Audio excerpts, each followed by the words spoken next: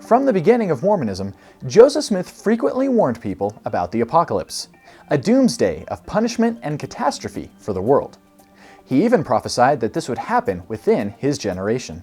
In order to survive this, Smith declared his revelation that the Mormons should gather in Zion, Jackson County, Missouri, and build a glorious temple and city that could not be moved. This was a very significant area, because Smith taught that it was the site of the Garden of Eden.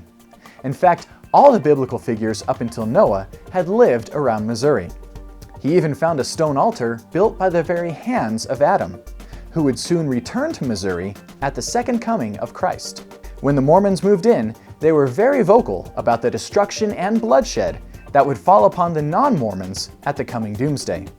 They were under orders to buy up as much land as possible, were soon to wield a majority voting bloc, and seemed to the locals to be inciting violence from the Indians and slaves.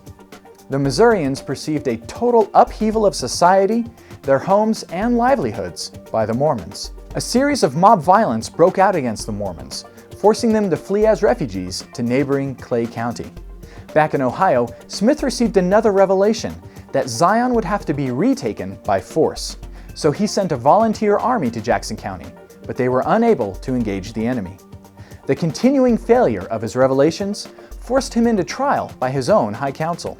But once again, the locals grew tired of the Mormon doomsday talk about taking over Missouri, and they asked them to leave. This time, they peaceably left to Caldwell County, with an agreement to stay put.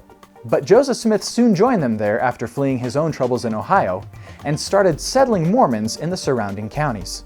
He taught that the Mormons were under a religious law that superseded the civil law, and saw to the formation of a militaristic group called the Danites, who began terrorizing dissenters. Sidney Rigdon then delivered a speech, essentially challenging anyone who would come against the Mormons to a war of total destruction.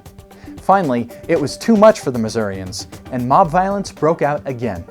But this time, the Mormons struck back. The escalating conflict culminated with the Mormon army attacking the state militia, a direct assault on the authority of the government. Missouri's governor then issued an extermination order on the Mormons, resulting in the horrific Haun's Mill massacre. Finally, such a large force surrounded Smith and his people in the city of Far West that he was forced to surrender. He was arrested and charged with murder and treason, and many former high-ranking Mormons, including the leader of the Danites, testified against him. But with the aid of a bribe, he was able to escape jail and flee to Illinois with the rest of the Mormons.